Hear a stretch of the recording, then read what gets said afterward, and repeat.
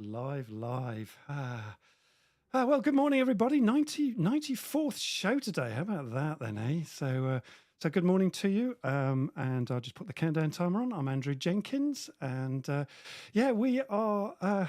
We've got a great morning ahead of us this morning, and this is just a short countdown timer to help the various feeds catch up and settle down. And we can't wait for today's groovy show, folks.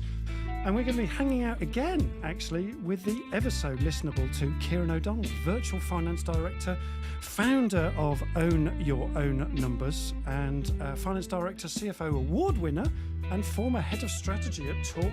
How about that? We're just waiting for the LinkedIn feed to pop along. I think I've just found it, so that's all good. Lovely. Great. And we can Andrew, I'm people... going to put my dog out and be back in 1 second. Yeah, no problem. Dog's got to be put out. That dog starts barking when we go live. That's great.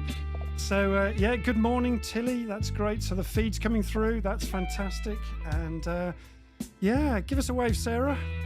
Fantastic moderator. Brilliant. Kira's just going to sort the dog out, so he'll be back in a minute. And we've got Tilly's gang from Marketing CX in the background, just in case the comments don't come through our end. And, LinkedIn's been giving us some weird issues recently, so hopefully we'll be all right today with numbers and things like that. Here's Ciaran. Give us a quick wave, Ciaran. There you go. He's back. The dog's sorted. And so with Ciaran, me, Sarah, Ghost, our sponsors, and Marketing CX, that's today's team, folks. Wow. Let's give a quick wow. And here's our opener.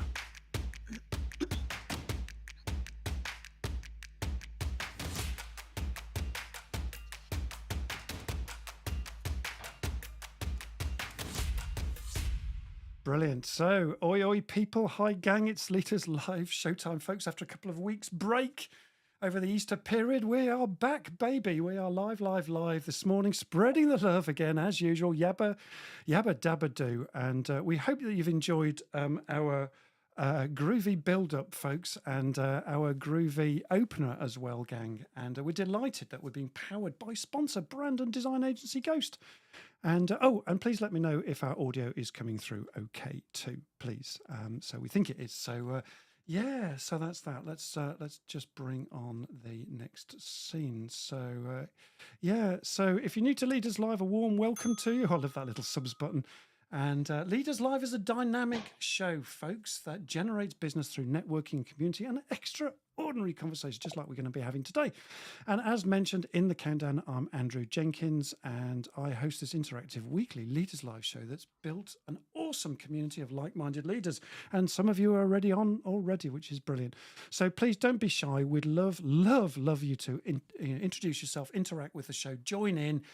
With the comments, chat, ask questions, interact with us. That's an interactive show, folks. And we have 3 simple rules: a safe community, mutual respect, and please no selling in the room. And our motto is I to the power of we.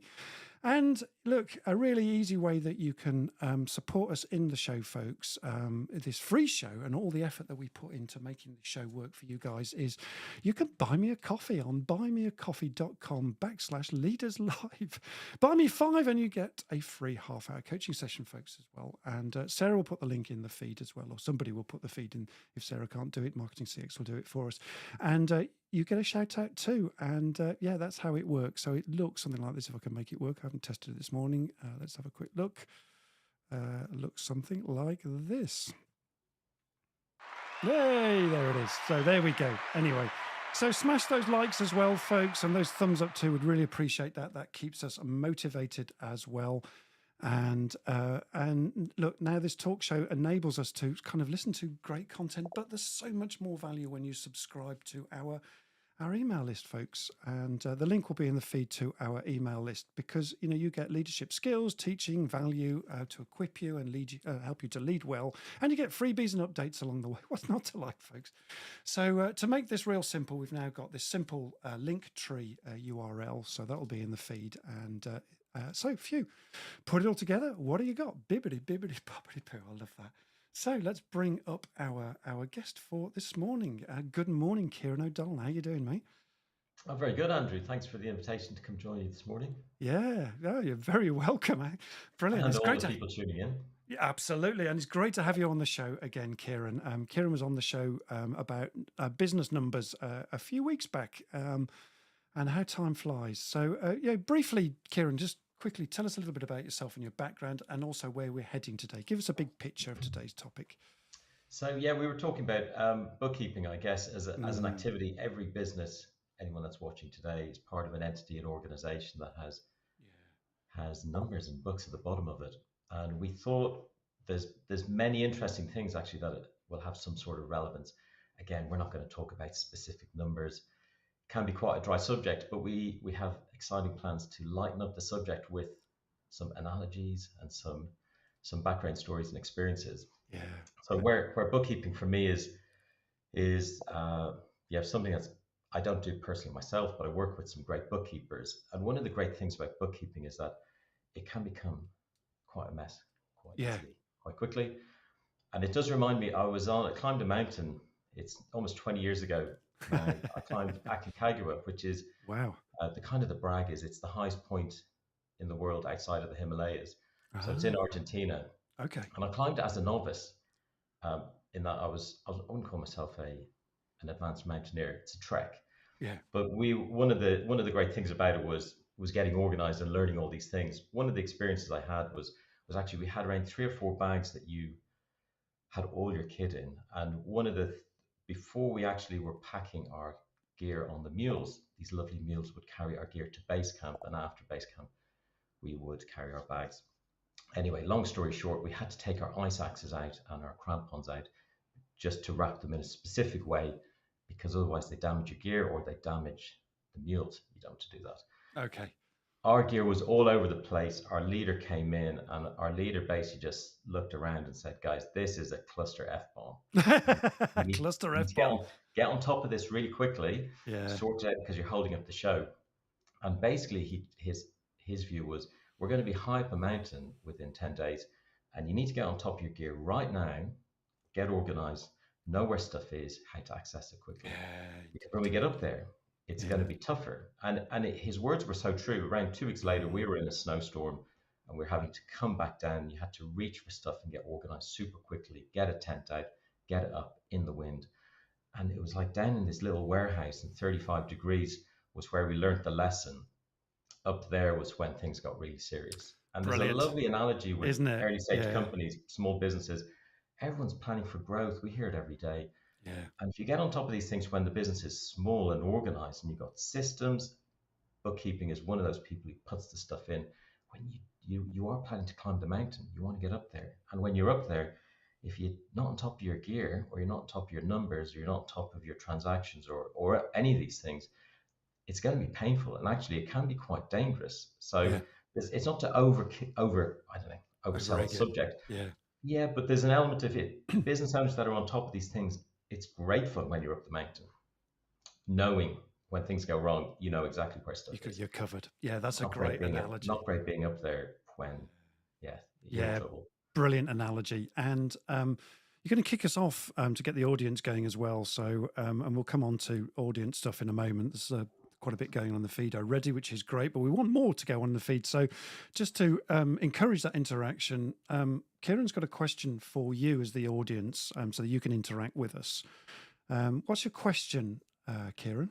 Yeah, we'd love to know how dependent are you on your bookkeeper? Yeah. Simple as that. Just to get a flavour of that. So that's an interesting question. Ooh, Now, and that will be in the feed in a moment. So in fact, it probably is in the feed right now. Yeah, just to get a flavour. How dependent are you on your bookkeeper? Thanks, Sarah. So there's a little bit of a delay in the feed. So please interact with that question just to kick the feed off so that we can interact with you. And while the comments are coming, let me just introduce Mrs. Moderator. How are you doing, Sarah? I'm doing really well, thank you. Yeah, Brilliant. interesting topic from my point of view this morning. Yeah. So Sarah's a finance manager too, so a bit like Ciaran, different kind of ends of the scale here.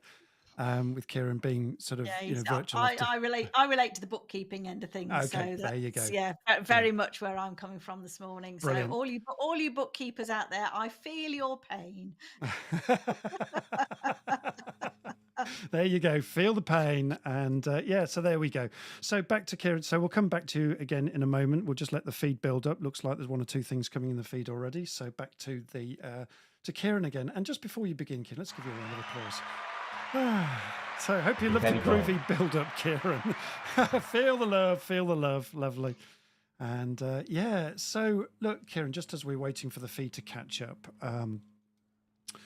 let's start with a question while we're waiting for that. Let's dig into this subject a little bit and explore the connection, Ciaran, between sort of trust and the relationship with a bookkeeper and the business, and what makes these attributes so important. Ciaran, take it away for us.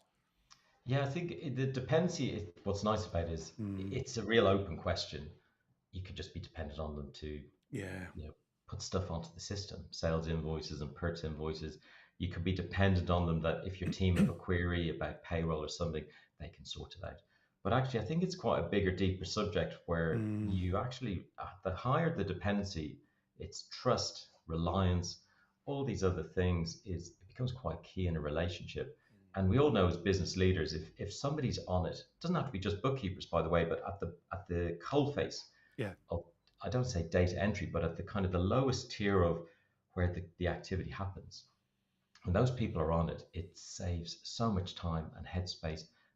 Back to the headache and the aspirin in our title for today. It really helps business leaders just have a huge amount of more time and headspace to think about growing, running their business differently, rather than fighting fires, rather than we do joke about it, but there's a great story of guy. I mean, this is a famous story. Guy goes to the doctor in Manhattan, and the doctor says he's got a nasty bite in his arm, and the doctor says to the guy, going, "Where'd you get the bite?" And the patient says, "Oh, my cat bit me." The doctor says, "It's a nasty. I mean, it's a nasty. Yeah. That's a nasty bite." But he dresses the wound, and the patient goes home. And the doctor pretty much convinced that this is not the full story. So he calls the police and he says, "I've had a patient come in with a bite. He says his cat bit him. I don't think he bit him. I don't think it was a cat. Or if it was a big cat." And the guy goes, "What do you think bit him?" And he says, "Well, I'm not an animal expert, but I think it's a tiger." Wow. And the police are thinking, sorry, this is Manhattan. So they send around, obviously being America, they'll send around heavily armed group of people to knock on a door. Squad. Yeah. So they knocked on the door, and sure enough, he had a Siberian tiger in his flat. Oh my gosh. Yeah. Which is amazing. Which actually, what I think it led to that crazy statistic that came out after this whole story, which was there's more tigers in captivity in the US than there are in the wild. Oh my gosh, I didn't know that. Yeah. But bringing it back to leaders and bookkeepers, there's an element of if you are just going to your bookkeeper to keep putting a band-aid on something, you might have really big issues that you're just not being open and honest with.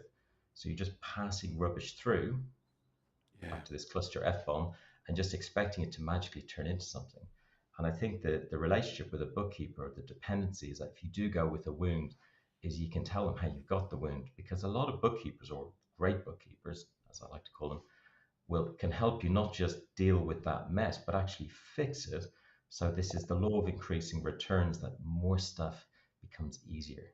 Higher volume can actually be easy stuff for a leader to get their head around, when thousands of transactions comes back in such a clean way for them to see and understand. And to understand the story of what's really going on, and not to call it a cat bite, but to really tell you. I think when we were talking, you said, "Look, don't tell the CEO something smells a bit. Tell them it stinks." Right? Is that exactly? Right? Yeah. And it's a great phrase. And CEOs sometimes also need a bit of hand to just get a bit of context. Yeah. Like if we don't fix this, what's the impact? If we So don't it fix could this, what's be the impact? simple one would be if our customers don't pay us, we run out of money. Yeah. Now a bookkeeper will do all the work to raise invoices and reconcile a bank and match payments. But if they're not got a simple channel back to the CEOs to here's the customers who have not yet paid us, it does make it more difficult for a CEO to actually, they've got so many things going on. Leaders are busy people. And it's better for us to be busy on the good stuff rather than just being pulled into clean up messes where actually you could have resolved these things or changed the process. So going forward, after we tidy this up, I've got the wound fixed on my arm. What's the best thing to do is put a tiger in a bit more of a suitable living environment. Don't go back to the tiger. Yeah, indeed. Don't go back to the tiger. Yeah, I like that. Let's give you a quick break for a minute. Sarah, what's going on the feed? Mrs. Moderator, over to you. Yeah, I don't know if the feed's a little bit slow today or whether people are just being a bit shy. So we'll wait. Don't be shy, folks. Don't be Don't shy. be shy. Good to see a couple of names that I don't know. Good morning to Russell Yeomans. Hello, Russell. And Mogamat. Good morning, Mateus. Morning, Interesting. Mateus. He says that he's in control of his own numbers at the moment because he's establishing a business. So hasn't hired a bookkeeper yet. But I think from my point of view, it's even if you don't hire one, you need to talk to one to see what do I need to do to get the bits in place first. Was a start well, and you'll finish strong. Yeah, and grow better, right? Yeah, and apologies to Lurie about the tiger joke and the Americans. Brilliant. Okie dokie. Yep. And she says I need to hire one as well. There's Laurie, I think, there. Yeah. Hire a good one. Hire a good one. Absolutely. Don't just hire any Don't just hire one. bookkeeper. Hire a good one. Yeah. Yes, and I know we'll probably touch on this as well, but fit is a really important part of this. So it is on the business owner to explain their business and attract or find or connect with bookkeepers, or same in any other role, someone who works in that environment. Yeah. So it's very easy, especially in the portfolio, fractional, whatever word whatever space you use, is having someone who you are a good fit with.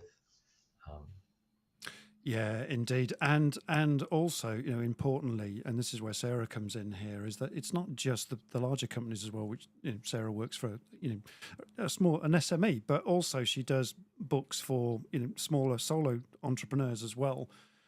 Because that's really important, and getting those things right, as you just said, Sarah. It's not just about the bigger companies, is it? It's about organise the chaos at the start. Organise the chaos so you don't get the cluster bombs later on. The F-bomb, as Ciaran called it. Yeah, Rebecca Jenkins says a good bookkeeper is Rebecca.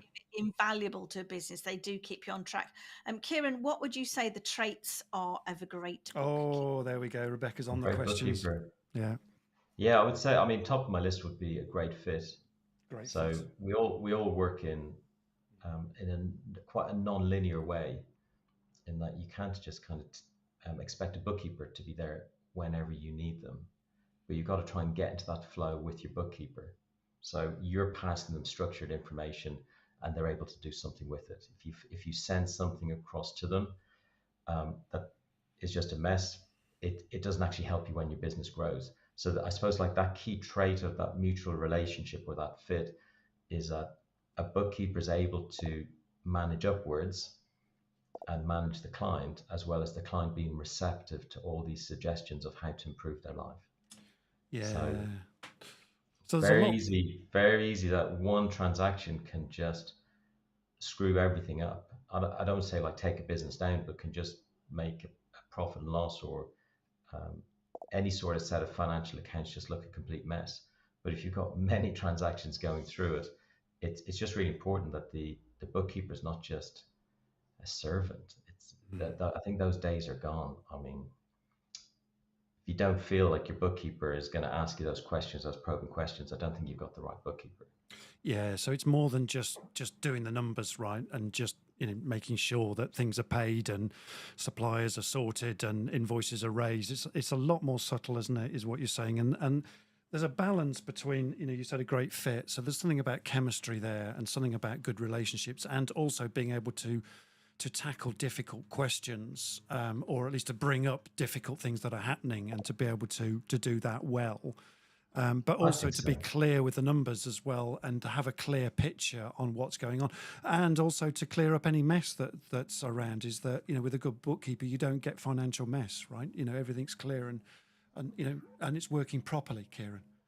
Exactly. I mean, back to this climate at Concagua, there was a real benefit of a leader, or a briefing at the end of each day saying, "This went well. How's everyone feeling?" All that stuff. But here are the things that can be improved. Yeah. And sometimes you just need that clean, objective feedback. I like that. And you do so much more with it. And if a bookkeeper was to say, look, if the more this mess continues, most of the bookkeepers I work with enjoy working less hours on easy stuff rather than more hours on complex, messy stuff. It's just the mindset. It's so much easier and more fun to work less. You'll fill your time, but you'll work, but working less or facing a problem going, I can do this in an hour, Yeah. is very exciting. Totally. Yes. So actually make your job easier with a good bookkeeper, and it makes it look easy, right? It might not necessarily be easy, but just having systems in place and things reported correctly just make it so much easier for a business, and make it easier on the bookkeeper as well, because they've got good systems. Two-way, totally two-way. Absolutely two-way. And Sarah hit on the point where it is a frustration maybe of the finance world. You can have finance directors, FDs, accountants, bookkeepers. Yeah. The reality is a lot of bookkeepers have just through pure experience, like other people in your organization, when people build up experience, find they might not be a finance director or a CFO, but they actually know and have insights and wisdom that touches in on some of these subjects.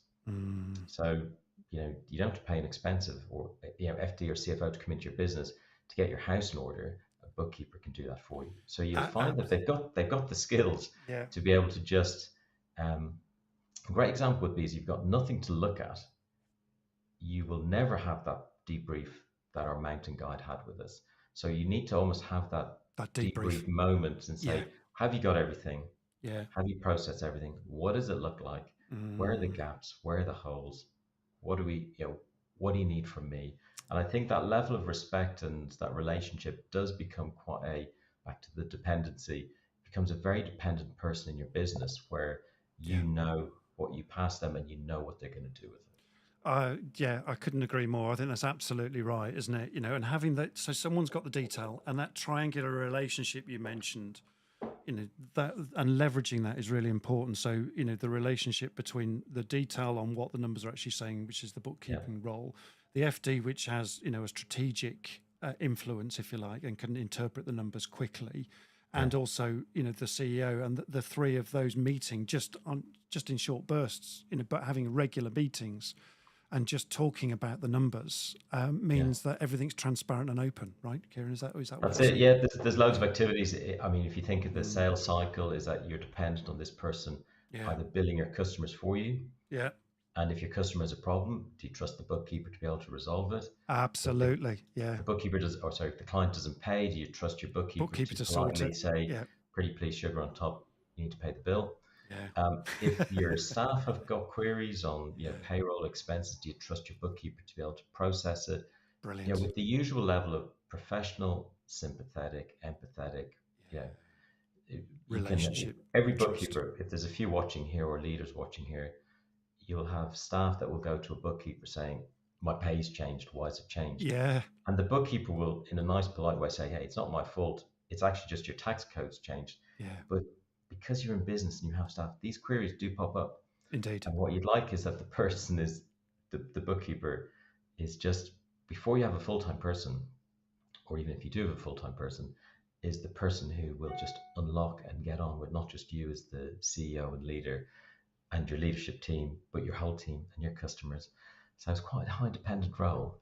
Yeah. And if you make it fun, it's great. I mean, you might be able to work with a bookkeeper for 3 years before you get to a point where you need a full-time one. I mean, I've got a great client where we've worked for maybe say 7 years, and it's gone from say 250K turnover to maybe forecasting 5 mil. Wow. And the bookkeeper's time back then was maybe say 10, 12 hours a month. And now the business is almost 20 times bigger, is 25 hours a month, because the system approach to happy clients, happy customers, simple structured systems and processes, that it doesn't have to bloom with the business, but actually the dependency. There's a lot more stakeholders and relationships because the business is bigger, but actually the mindset is still, if we make this easy, everyone enjoys it. I like and that. The CEO loves seeing the numbers that are easy to understand. And an easy picture. I like that. Yeah, very, very good. Give you a break for a quick moment. Mrs. Moderator, what's going on? Oh, lots going on in the feed. All right, let's pick it up. Let's have a look. Here we go. So Rebecca again, a really, really good question here, Ciaran. When you do a quick assessment of business financials, what are the warning signs that say you need a good bookkeeper? Oh, brilliant. Wow. Rebecca, you are on fire this morning. No pressure there. I'm sure Sarah, yeah, come on, Ciaran. Sarah has her little wound as well. I think there's two things really. One is what the CEO says is they can't see anything. That's step one. So they don't see it, and that means that there is a gap, a hole, or something. But there's so many levels on an OCD level that I could just open and go, yeah, you're like this little climber down in base camp with his gear all over the floor. It's like, it's just a total mess, and no wonder you can't see anything. So the if I say the word chart of accounts, I mean it's just a list of account code on your accounting system. If you've just opened up Xero, which is an accounting package, and just taken their A to Z suggested chart of accounts, instantly your head is going to just become a head crush at some stage.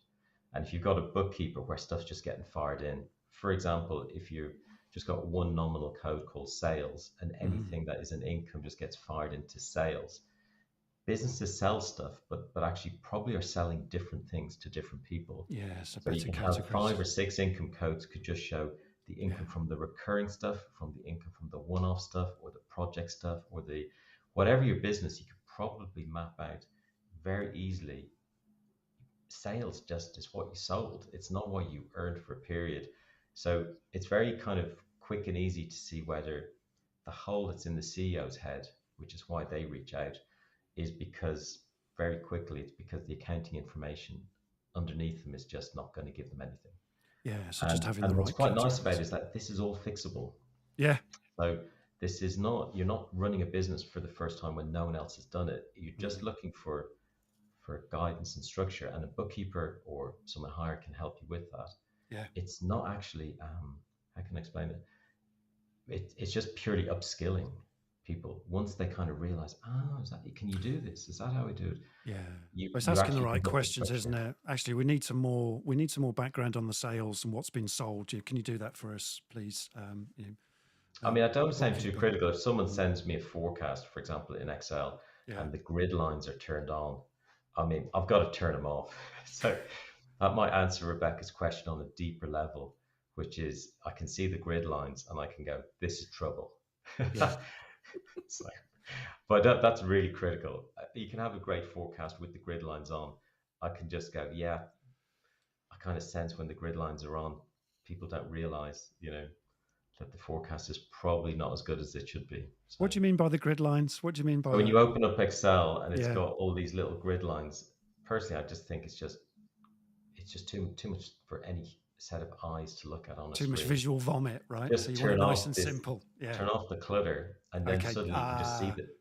And what do you see? You see the numbers. Okay, so again, we're back to getting rid of the clutter and the cluster F-bombs and things like that. So you've got real clear, real simple numbers that everyone can understand. When we go and see our accountant, it's like we don't really understand the world he speaks in, or we get it for like 10 minutes.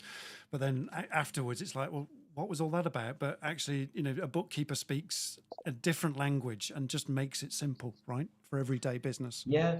I think it's, to be honest, it's for back to fit. It's for a business owner to realize when you recruit all these other people into your business, back to fit, sales and product and marketing, fit is a huge part of that selection process. You should apply the same to these nice back office people who are going to just kind of crunch some numbers for you. Accountants the same. We live in a world where these titles are being broken up a little more because it's being driven by fit. Gotcha. Rather than, and I don't say authenticity, but you want real people. Accountants driven by fit. We don't wear shirts and ties and jackets anymore. Thank God for that. We're into t-shirts now. Even more better. Brilliant. To give you a quick break, Ciaran, what else is going on, Sarah? And have you got any comments that you want to add in as well, Sarah? I think just one thing from my point of view is when a company's really small, you kind of have, it might be you on your own, or you might have somebody else with you. And as you grow, you might try and shoehorn the people you've got into, say, a finance role because they've dabbled a bit. But it's so much easier if you have somebody who actually is used to, who numbers is their thing, and they will find it so much easier than trying to, it's kind of like having a finance brain, I call it, rather than a marketing brain or a sales brain. I know obviously we can all multitask, but I think it is really important to recognise that actually they are a specialist and they have skills that somebody who's just dabbling won't know. And it's on the bookkeeper to, I mean, they can become developed obviously over time. Anyone can. but they can also push back on say, that I don't do that. So there's a good relationship between the business owner and the bookkeeper. But I think the experience of, I mean, when you start with a business, if you're a solopreneur, I mean, I work with people now who started off in that space, just one person, and then they just got really good, got the traction to then recruit their first person, and then it becomes 2 and 5 and 10, and they kept on to the same bookkeeper at that time, but they outgrew the bookkeeper too quickly. So the bookkeeper was a great fit for that immediate stage, but actually just worked with solopreneurs when it was just a bank account. It was just very, very simple stuff. It gets a little more complicated just as the business grows. And either your bookkeeper can manage that because they can grow and develop with you and they're a good fit, or you find someone else. And it's fine because the world of, we just think of the number of small businesses in this country, in the UK, and probably in other countries as well since COVID. It's rocketed because people have, I mean, I don't know if we're probably at a mill now because COVID is 3 years ago, but a mill new companies opening is most of them, 80% will be 1 to 2 person. So the market's ripe for needing somebody to help you, but some of those will grow. Hire 2 people, hire 5 people. But again, it's hiring the right person, isn't it? And if that person grows with you, fine. And if not, then you need different people, right? And it's that two-way relationship. That's it. Yeah. And we talked about fit. Yeah. This great book, Dale Carnegie's How to Win Friends and Influence People. Bookkeepers need to become good at influencing good practice. And it's not just like a top-down thing. The senior person speaks to the junior person. We live in this great space now where it's all down to leaders asking their lower team members, what do you need me to do? Like, what can I do to make your life easier? And being able to influence from, even though, you could say, well, that person's just the bookkeeper, but they're not anymore. It's a lot more, it's a lot flatter than that now, isn't it? And the influence that needs to be there, really. So that person in the role needs to have that ability to influence, hence the book. What's it called again, Ciaran? I've just How to Win Friends and Influence People. That's it. Yeah, Carnegie, brilliant book. We'll find the link if Tilly can find the link for us and just pop it in the feed, or Sarah, or whatever. That would be brilliant. Sarah, let's just pick up what's going on the feed as well, and then we'll move on a little bit. Okay, so Mongamat mentions leveraging on latest technologies, allowing for real-time reporting. Yeah, I think the digital world is a wonderful thing. Hopefully gone are the days where the business owner rocks up with a carrier bag and goes, sort this out. So, making tax digital, I am a good fan. So all the receipts of 6 months ago landed on your desk. I love it. If you're lucky, you've got all the receipts. If you're lucky, there we go. What else? So thanks, Mongamat. Let's have a look. So there's some talk in the chat about what is a reasonable cost for setting up basic bookkeeping. What could you reasonably look to pay? Well, I suppose it's a bit like how long's a piece of string, really, isn't it? Yeah, I think it's a value for money box tick, I guess. So there's a market. First of all, there's market rates. So you could get a bookkeeper for £25 an hour. It could be between £25 and £50 an hour. Okay, depending on the skill set. As Sarah said, you could have someone who takes twice as long to do it. £25 an hour is the same effectively as someone who's charging you £50 an hour but does it in half the time. Absolutely. Yeah. And then we have this world now where maybe the pricing gets a little easier, is that you can just assess based on transaction volumes, and we'll come on to a bit of automation a little later. The idea of, if with a bit of automation, the right automation and the right tools, a bookkeeper might just give you a number. I'll charge you this per month. And they'll work out the time. They'll say, so they're working with a client where the client knows whether it's 3 hours or 5 hours, or whether it's 10 hours or 12 hours. I'm paying a fixed amount. So there's pros and cons for each one. So the key to Laurie's question is, have a conversation, Laurie, with a couple of bookkeepers, and it's a chemistry thing as well.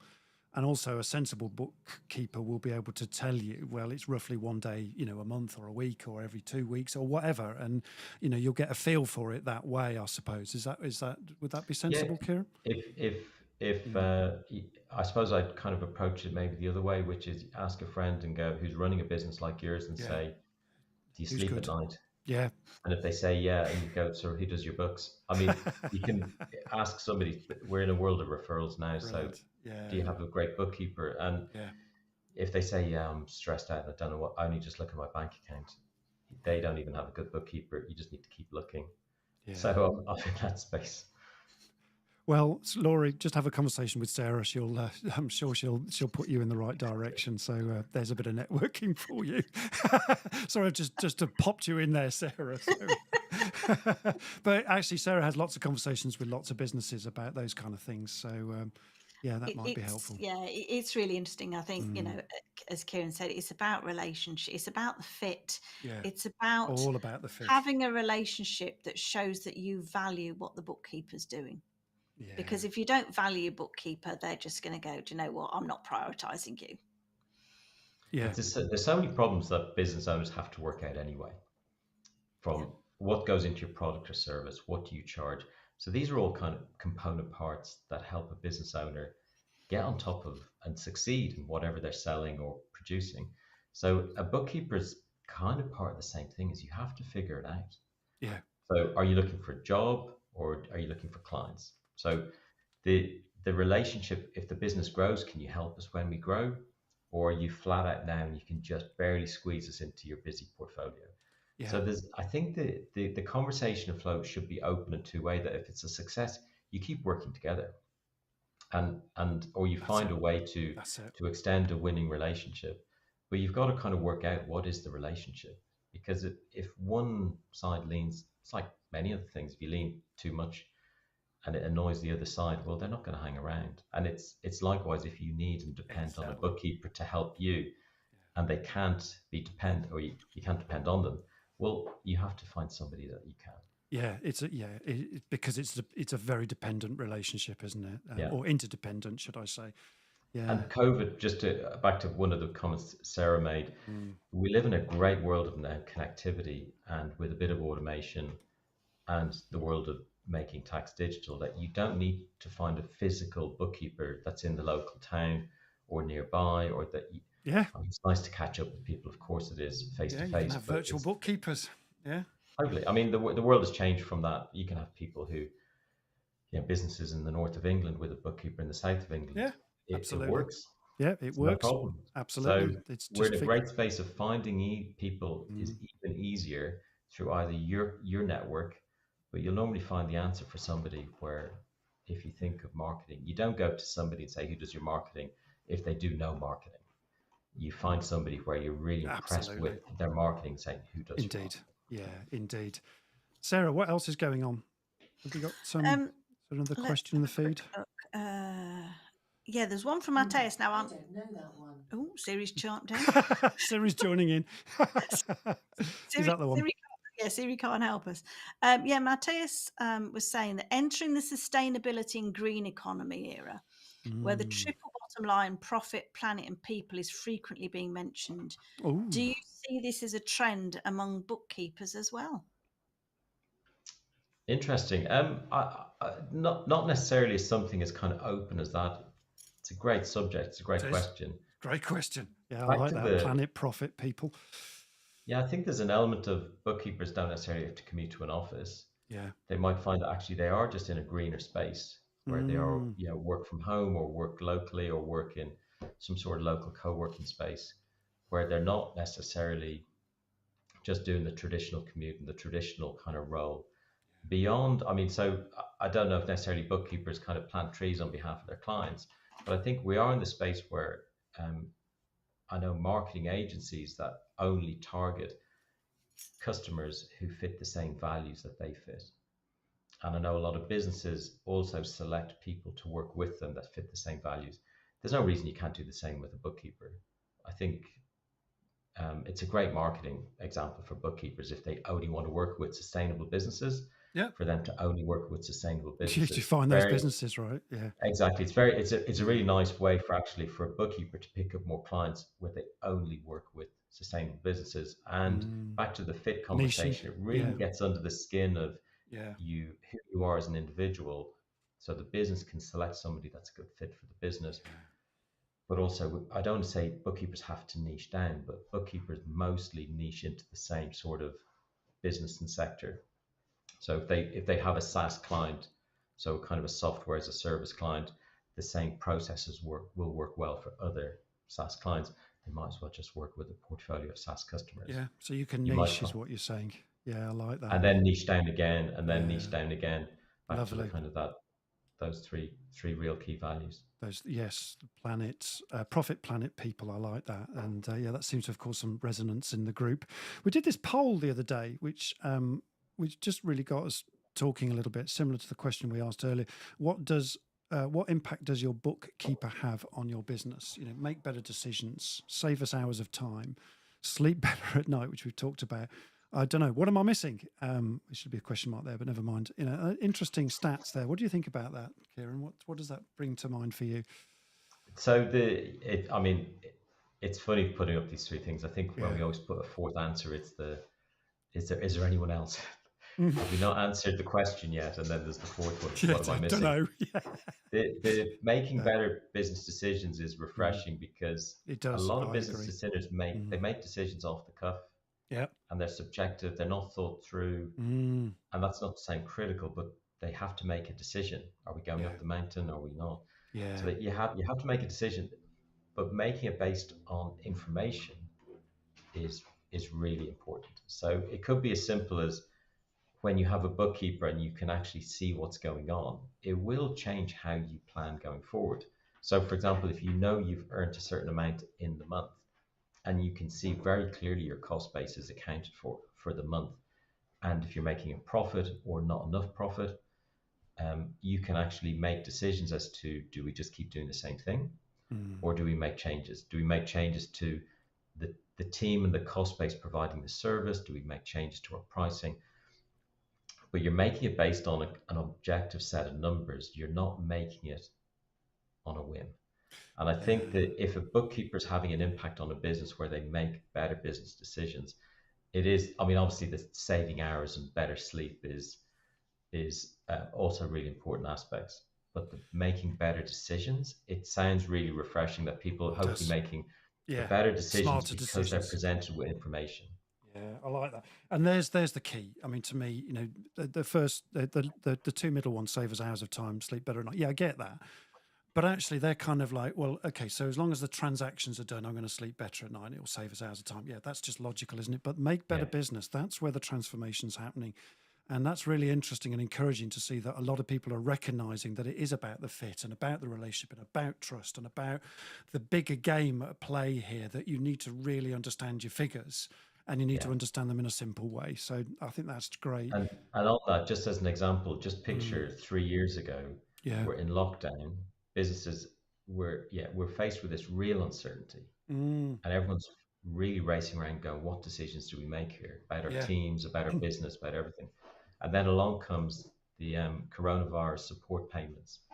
So you've got people who are now business owners going straight to their bookkeeper going, what do we do? Yeah, and can you figure this out for us? How do we get this? So you're going to have to, do we pay people, furlough people? Can we furlough them? What percentage? How do we claim it? How do we even, is there a spreadsheet that we can use to just track this? And if we get it wrong, and if we do it wrong, there are repercussions what are for the doing impacts? it wrong. Yeah, indeed. So so suddenly you've got this collaborator within your bookkeeper, which is, we need to make a decision quickly. So there's the recurring stuff, which is fine, but then along comes like a COVID where you need your bookkeeper to actually submit an Excel sheet, upload something, do something, calculate something to get this lifeblood back into the business to keep absolutely. And there's a whole level of competence, and that resonates with you as well, Sarah, because I remember you doing that for your business. Yeah, I think that probably plunged a lot of bookkeepers into fibrillation state, because it is. I'm sorry. Sorry. There's the underlying, there's the underlying bit, you know, wave the magic wand. Oh, actually, the bookkeeper will solve everything, which is lovely to have that level of trust, but it also puts a huge burden on the bookkeeper's shoulders if you haven't got that two-way discussion. I think Yeah. in all of this, I would say, relationship and like any relationship, communication is absolutely key. Yeah. Because Absolutely. it's no good your bookkeeper doing the best job in the world if the business owners go, well, I don't like what I'm hearing, so I'm going to ignore it anyway. Well, You know, the decision making, absolutely. I mean, first of all, you had we need to make decisions, and then you got to go to your bookkeeper and go, um, I know you're busy, but can you do this? Yeah. And back to the kind of quantifying the time and hours, is that unfortunately, there's no easy answer. You just got to figure this out with this trusted resource that you will tell them if you got a tiger in your apartment. You've got to tell them, Yeah. do I? So if I'm going to Yeah. furlough some of the team and Yeah. protect the business and keep going, What I you need to do. can't do something that just goes straight past truth. And There. right now, HMRC be writing to thousands of businesses to Mm, claim back incorrect things that were either accidental or intentional. So you're actually relying on this bookkeeper to give yeah. you To keep quick you out of jail. information Yeah. and say, I need to look after my staff, I need to look after my people, customers, everybody, as many as possible. But I Yeah. need you to help me come up with the number quickly. And also this one here that Margaret says, bookkeepers also help maintain your statutory compliance. And that's exactly what you're saying. It's also to keep you out of jail and keep you sleeping at night, right? It's all of those things. Totally. I mean, Yeah. it could be something as simple as in my OCD world is that the VAT return has gone in, the amount that you owe matches your books, the amount is paid, and as a business owner, you just know I'm told three things: it's submitted, it's reconciled, and it's paid. I'm Mm, going to get on with running my business. And the opposite is that is if it's not submitted, you don't know how much you owe, it's not reconciled. It could take you 3 or 4 days to get on top of that. So there's an instant kind of the worst case scenario is a time consuming headache where you don't sleep. The other one is knowing it's been done correctly, completely reconciled, and I'm off running my business. yeah, So absolutely. it's a true game changer by having that reliance and that dependency with someone who knows what's going on. Yeah, I like that. And just very briefly, we're sort of coming to a wrap very shortly, but I wanted to pick up on the wider aspects that the things that we've talked about, bookkeepers and the business, but actually the same things, the same sort of things that we're talking about here, can be applied to wider aspects of your company too, like sales and marketing and things like that. Just join the dots for us a little bit on that, Ciaran. Yeah, I think the bookkeeping role, I guess traditionally people think it's just numbers going onto an accounting system. Yeah, The the the role and the relationship, I guess, with the businesses I tend to work with, which can be mostly between say 10 and 70 employees.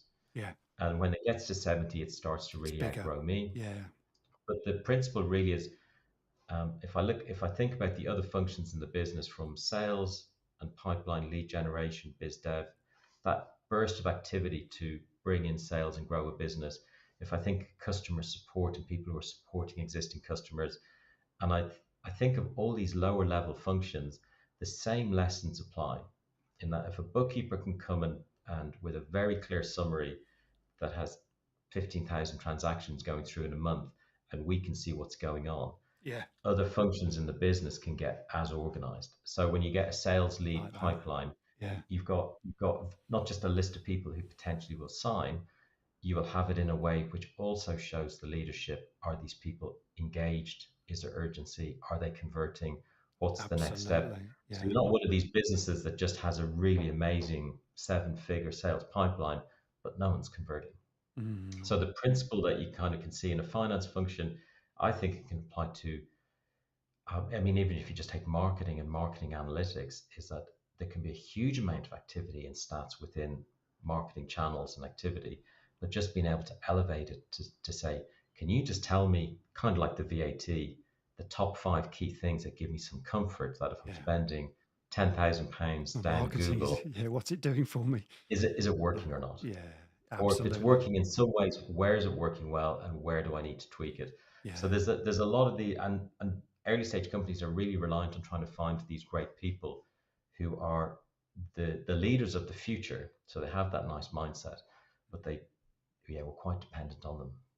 yeah, and I like the way you've opened that up to the pipeline as well. So it's not just the figures as they arrive and they arrive on the books. Looking at the wider aspects, but applying the same principles of trust and relationship and process. You're now looking at the beginning part of that. What's in the pipeline, what's coming. does it actually convert? Is it just a number, or is it, are we somewhere near with our guesstimates and getting good Totally at those? true. Yeah. I've worked with businesses that Yeah. have very, very small pipelines, but Yeah. because of that transparency, they've traded through and grown on a kind of, I'm not saying close to death, but kind of really close to the edge of what they could afford. Yeah. And I've seen other businesses that every month has got really, really, really fat pipelines.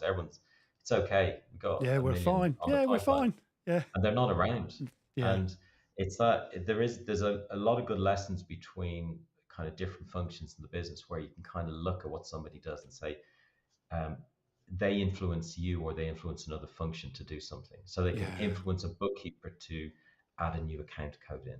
Yes. Or indeed. the bookkeeper can influence them and say, I think we need to add another account code in. Or but it's a two-way fit. Yeah, or you promised us this, last quarter, and it didn't deliver at all. This was the real number. This was the predicted number. This is the real number. So actually, that kind of intelligence involves the bookkeeper as well as the sales staff, right? Yeah, I like that. Now, just before we kind of get into calls to actions and things like that, Matt said earlier on, leveraging the latest technologies allow for real-time reporting. Tell us a little bit about the kind of automation, semi-automation processes that are important for small businesses to grow, Ciaran. Yeah, there's more and more automation tools that just save time, move things quicker into a system. So if you bank or if you have expenses or sales invoicing or sales processing, it can allow a business that would otherwise have, I don't say, this sounds like we're going back to the past here, but stuff that was traditionally a cluster F-bomb now just flows straight through and can be closed off and reconciled so much quicker. Yeah.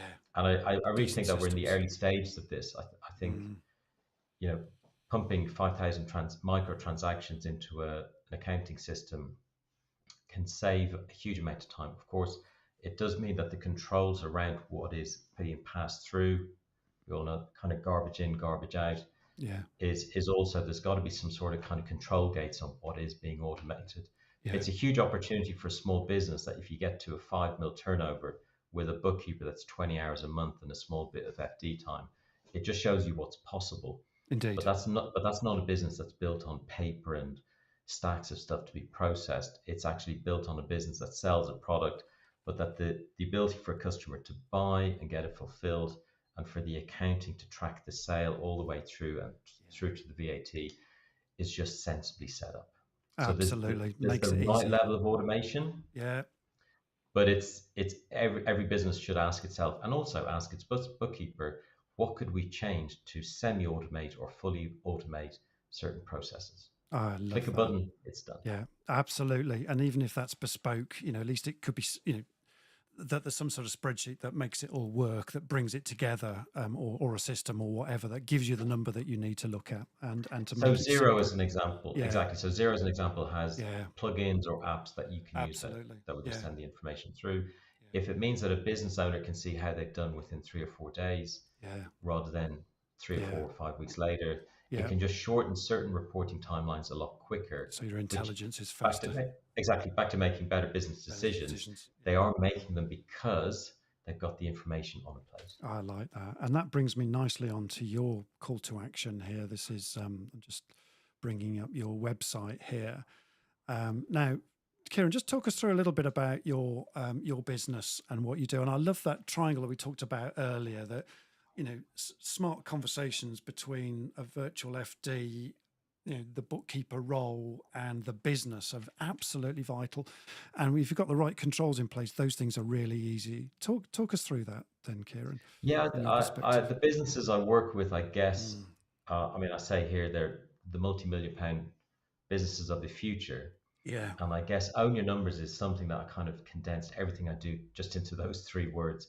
Is that if you can help a business owner to own their numbers, their finances, get on top of things, stay on top of things. Yeah. We all know that everybody is probably going to have some sort of growth or complication or complexity that comes into their business because of growth.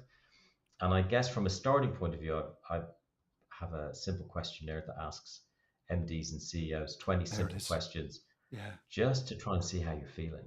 Because it's like going to the doctor. It's like you've just got to try and triage and diagnose where it is you're at. And back to your kind of the triangle between a business owner and a bookkeeper and an FD, it's a great starting point just to understand who is helping you do certain things. Yeah. So I can't just interface through to a bookkeeper through the CEO. You build your own relationship.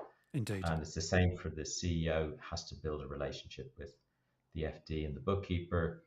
I think, without saying you get into a dodecahedron very quickly, but I think organizations just show the complexity of all these relationships, that as a business grows and you got more customers, more stakeholders, more employees, you do want to look after these people. And back down to the bookkeeping role, they have a very important part of managing that. But also they got the ability to interface with maybe an FD or a CFO later, as well as continuing to have a good relationship with the MD or business owner. And it's not just about the relationship. I mean, that's important. You're absolutely right. But it's also being open and honest about what's going on in the business. And, actually the CEO needs to know and not just hide behind the accountant and say, well, everything's fine. As long as the finance person doesn't say anything to me. It's that conversation that needs to happen regularly to, just to flesh out what's really going on, so that Totally. nobody's making assumptions, right? Break all the Exactly. assumptions and see what's really there. Face the brutal facts that you've got right now. And there could be a good story, or it might not be a good story, but at least you can do something with a bad story before it turns into a really, really bad story, right? Totally. And also you can learn lessons with a bookkeeper that you can apply to other parts of your business. Exactly. Equally, you can discover and learn things Mm. in other parts of your business that help you think about this crucial role, or this basically back down to fit. Have you got the right fit? And this So is yeah, real there's a lovely kind of knowledge sharing just by as a business knowledge grows. sharing. Yeah. Yeah, if you find one thing is easy to do, well, try and do that as many times as possible. Yeah, I like that. And you know what? I think what this has highlighted, this conversation today, is the importance of that strategic direction, having those conversations. And Ciaran, you're a perfect person to have those kind of conversations with, because you just have those insights and those touch points that people need to hear and understand. And one of the first bits to that is this flash score. This is brilliant, this flash score. We did it as a business. It really is useful. It's free, it's simple, and it just gives you indicators on, how's your business doing? And some of this involves the bookkeeper as well. So the simple questions, it's all point and shoot, but it works really well. And it got us thinking that actually we're running a tight ship, but it shows you where your gaps are if you're not. And that's okay too, because it just shows you where your vulnerabilities are and what you need to close in on to make things better, right? It's not a case of, oh no, you've got a bad score.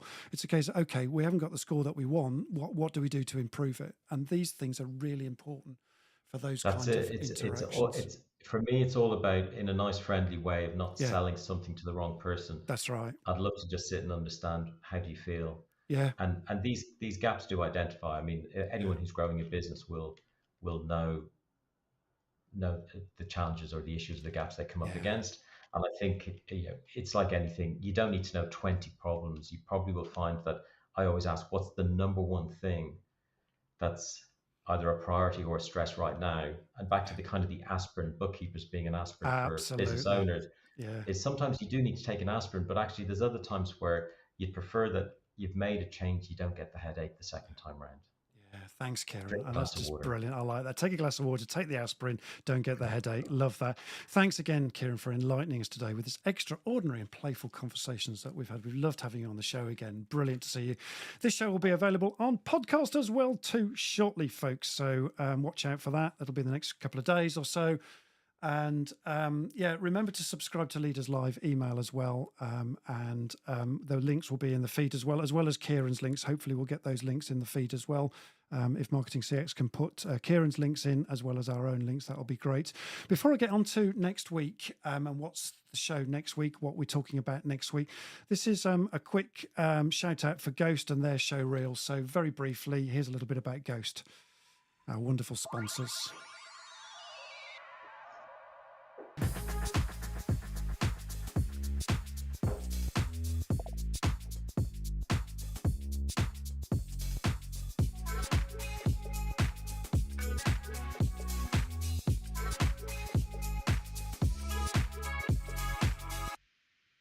Lovely. So, yeah, Ghost are a brand and design agency with an exceptional team, including Sarah, who's our moderator, and an exceptional team of highly skilled and vibrant people that help develop and shape brands to inspire your business. Just like ours, actually, and just like yours. So, and just talking about inspiring people, here's just Sarah just to quickly talk about our call to action. Take it away for us, Sarah.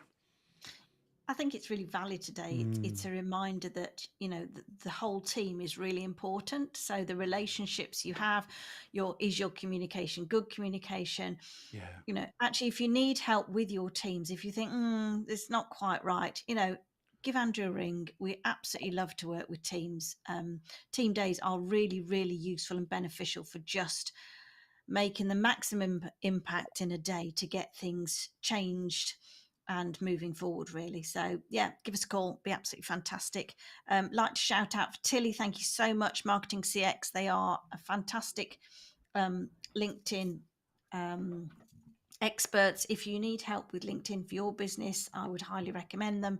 And thanks for all the back office stuff they do for us. So back to you, Andrew. Lovely, thank you. So the goose for next week, we're just going to wrap up right now. The goose for next week, next Tuesday, 25th of April at 8:45 a.m. UK time, we have the very funny and quick-witted John Attridge, CEO of BBX UK and a best-selling author and keynote speaker. He spills his guts on how to start, grow, scale, and exit a business. And our theme is based on his latest book, Business Blunders and Bloody Great Ideas. That's a technical term, by the way. And we think you're going to love it. And we can't wait. So be there or be square, folks. We're going to close out to our outro. Thanks for listening again, folks. And we will see you next week. And we'll wave goodbye to you on the outro. Cheers for now, folks. Bye-bye. See you, folks. I love this outro. I think this is just so cool. Good stuff. Gotta work your way. Oh, yeah. Yeah, there we go. See you again next week for another awesome, groovy show, folks. Cheers for now. Bye for now. Bye-bye. Thank you. Lovely.